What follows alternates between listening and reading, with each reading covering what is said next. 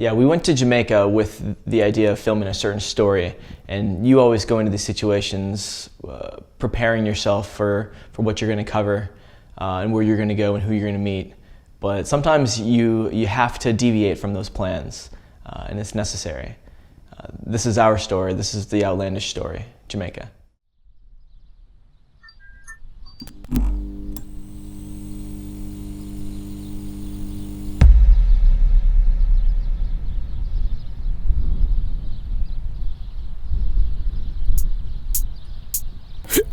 Let me tell you something. Dean or Dean, never spoil a child and save the rod. Enough for them forget beaten. You know I'm glad? Watch this. Bad picking here, bad picking it. Hey, bad picking here, bad picking it. Hey, bad picking here, bad picking it. Pass me a flash, let me talk when I'm sipping it. Bad picking here, bad picking it. Bad picking here, bad picking it. Bad picking here, bad picking it. Pass me a flash, let me talk when I'm sipping it. Watch this. In the classroom, she never said fuck. She write out the example out the textbook. Mommy say you got school, she say yes, look. You think mommy she a fool cause her head shook? What? So our first day in Jamaica, we met up with our artist LeBron, who is a dancehall artist based out of Portmore. So in our correspondence with LeBron and his manager, we had stressed that this was going to be focused on the dancehall scene, and he was going to be our guide to the dancehall scene in Jamaica. We sat down and I was interviewing LeBron, and it was a little serious, the atmosphere. He started to pour his rum and had his flask going, and we both kind of loosened up and started laughing, and we really wanted to keep it casual, and I wanted to get to know him as not just an artist, but as a person. From morning, me not drink no rum. Yo, Dean or Dean, make me step guard a bar. Where you buy? Bartender, come here, please. Pass me a flash, make me tell the things them. People never know the rum talk, and me a sing them. Me hear a fan, but me hear the twins them. The thing is to love what you do and do what you love. When you're doing what you love, it's not work. When I do what I love, because when I hear the sound of music, the sound of the bass, the sound of the kick, the sound of the drum, it does something to me. Yeah. Dancehall music has reached a part where too much gun lyrics, and the gun lyrics that they are singing now is so graphic that you will give the younger ones graphical images like a movie that they want to go and try to act. And we realize that these graphical images kind of kill the soft side of the people, which is love. I'm a product of the people, you know, so I'm doing this for the people to entertain, to educate, and to uplift. You developed a pretty unique style. Yes. Can you talk about that? Yeah, the style, it come to me natural. It didn't come from any artist within the business, because I've been hearing a lot of people saying that him take this style, him take this style. I never sit down and say I want to be like that person, never. Yeah. It was a situation that the style evolved from, you know. Yeah. Basically at CD banging, you know what I mean? Yeah. That is where I got the inspiration for the first Rum Talk song, and then I become this rum artist. We headed from Jungle Fire to a place called CD Bangin', but on the way there, LeBron insisted that he had to go get cut up and go to his barber shop. So we parked our cars and we walked through a part of Kingston that was super busy. A whole bunch of people selling stuff from food and fruits to underwear, clothes. I know Mark got a really great snap or Instagram video of a whole bunch of panties that were strewn out onto the sidewalk that he was super stoked to film and get in. I think he bought like 6 pairs or something like that. I don't know if you guys have ever had any sugarcane before in the streets, but it's the only way to do it. They literally cut it up right there in front of you and you just suck the living crap out of it. It's delicious. It really tore up my throat. You really shouldn't swallow any of the fibers from that. You should spit it out. And if you get that stuck in your throat, it's like barbed wire ripping down your esophagus. It's not fun. And so we had a whole bunch of sugarcane and chilled with LeBron in the streets and talking to people. And from there, we finally made it out to a place called CD Bangin'.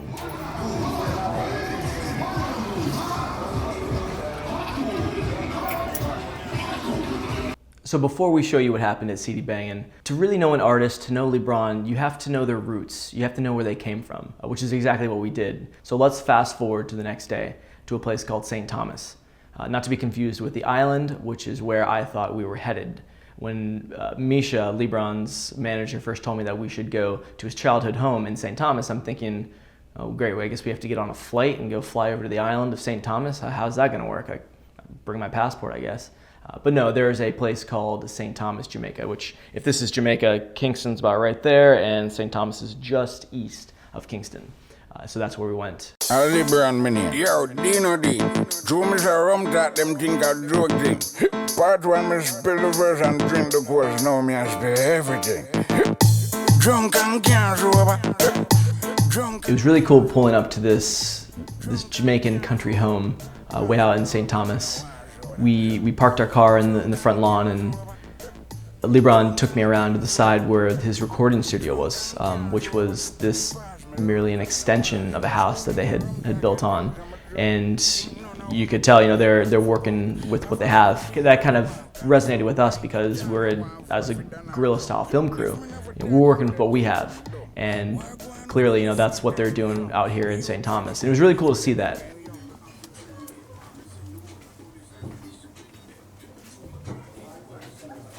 Yeah, talk of phone testing.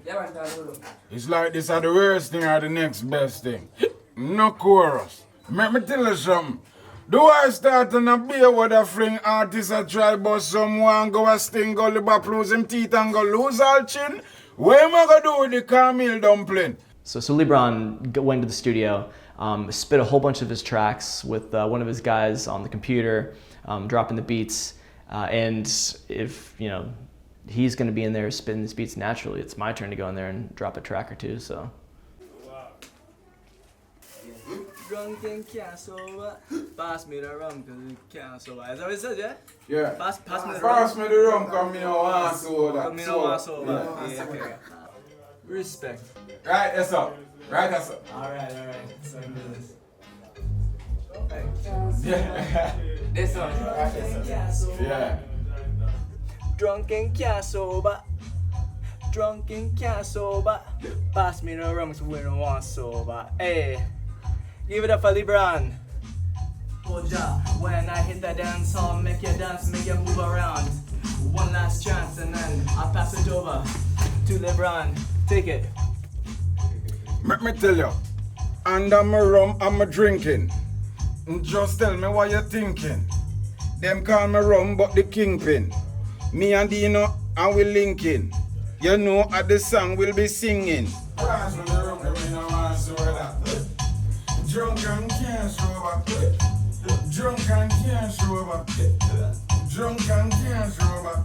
Pass me the rum so we don't want sober. What on, take them down.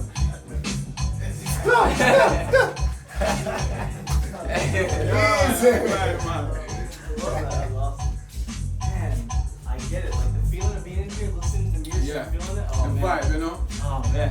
It's awesome. So we left LeBron's childhood home and his recording studio, and he had this great idea to take us to this majestic, magical waterfall, which he made it sound like it was maybe a 30-minute ride, easy ride up into the mountains, which it was the exact opposite. Literally, we had all of the footage of this whole trip out to this waterfall, but the GoPros got shaken up so much that it corrupted all of our files, so we can't show you that, unfortunately. And so we're going around these mountains, and we are going all through these potholes. We literally drove through a river. Our driver, Akeem, is over here kind of screaming and yelping because his car is just taking hit after hit after hit. Who the hell is this? Hold my shit. So we're just driving through a river right now. That's cool. That's exciting.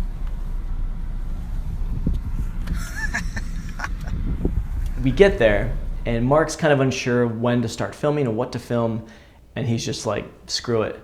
And he pulls out the camera and puts it on the gimbal, and he films the entire trek through the mountains all the way up to the waterfall. And I want you guys to experience this like in all in its entirety, because it was absolutely incredible.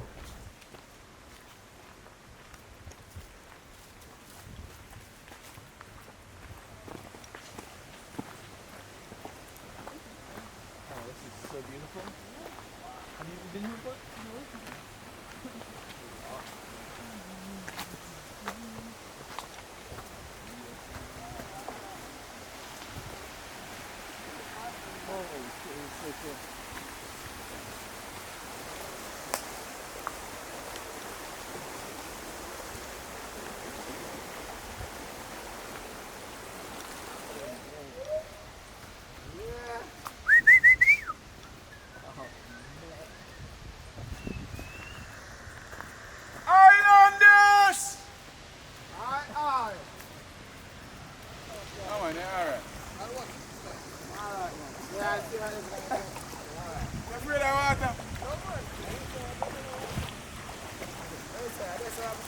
Yeah. Go up. That's where I go. Do it for the love, you know. You know what I mean? Alright, man. Oh. Yeah, it's really strong.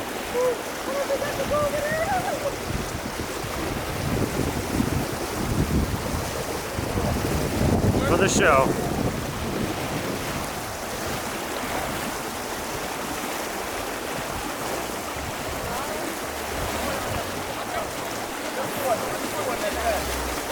Outlandish is all about, baby. Say that again?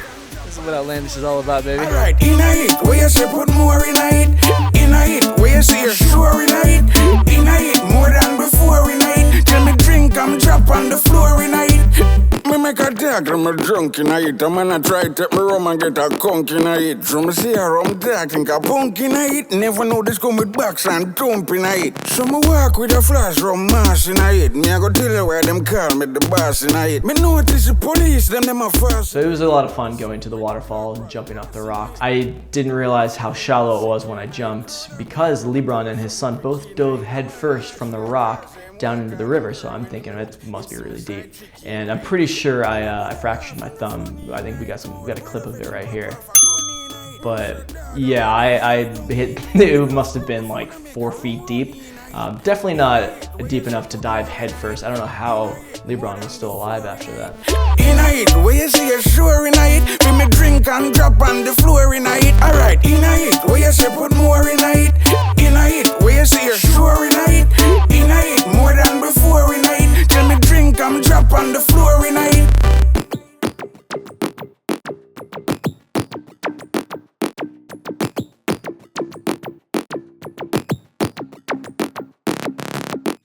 So after going to LeBron's childhood home and seeing his recording studio and seeing the area where he grew up with the waterfalls and being way out in the country, we finally got a real taste of his roots and where he comes from, and that's where CD Bangin' comes in. It was amazing to see a place like CD Bangin' where he had his inspiration for one of his most famous songs called Rum Talk. And he starts to tell me about this story where he gets attacked by a man with a machete, literally where we're standing. When him pull out a machete, them time I'm done have knowledge of cause I feel uncomfortable within myself. Yeah. And I know that something about to happen. Him approach me, I count him step there, I count the time him take time to lift him hand. And by the time him chop with the machete. Yes. Yeah. So when him chop off for me, I calculate the distance, sight him, and when him rise it up again for come at me, I run in on him and hold him. When I hold him now, I never hold him hand where him go use to chop me. You know what I mean? So this hand was loose. I hold one of him hand, so I'm kind of uncomfortable. I try to reach round to me, but him can't get to reach round to me. What I did was to say I need to follow him. When I look, I see him friend them get up for run off of me now. 4 of them, so 5 of them now. So I count the step and say I have around 5 seconds for disarm this man and have the machete in my hand. Yeah. So when we fall upon the ground, I end up ring up him hand. And when I ring up him hand, I come up with a Heineken buckle. I don't know where it come from. So I have a Heineken buckle in the right, in the left, and the machete in my hand. When him friend them realize I get the machete now, him friend them run off.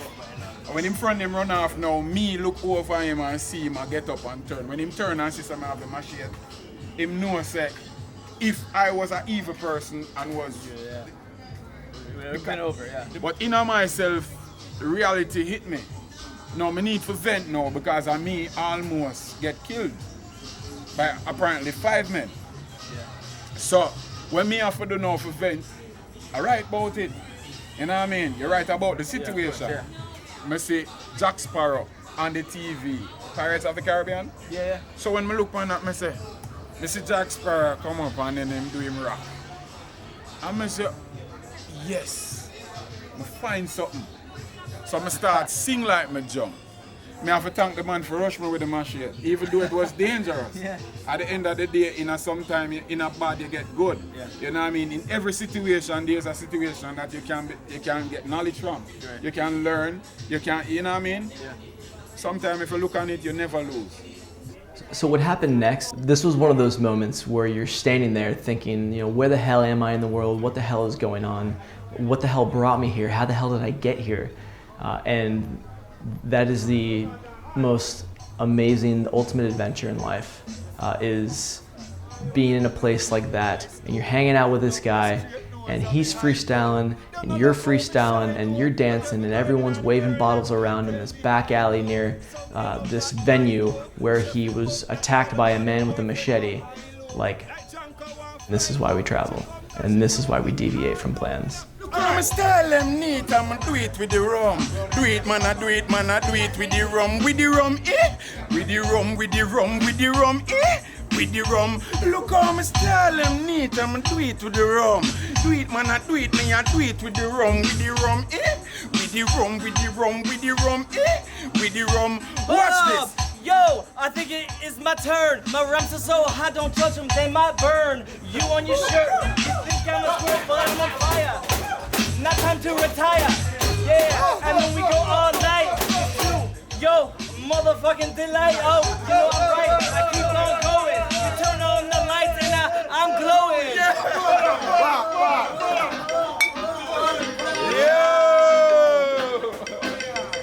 Alright, man, we're there at the vibe.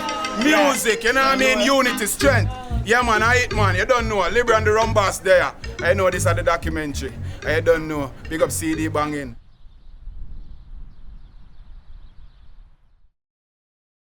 Let me tell you about my thumb. You see the thumb? I make the girl them want drop her ground. Let me tell you about my index finger. Right now, me nah linger. Big up artist the ginger. Let me tell you about my middle one. Girl them say them love out. You know what I mean? That's pure talent, ladies and gentlemen, right there. I'm glad we got that on camera. That's gonna be your next big hit.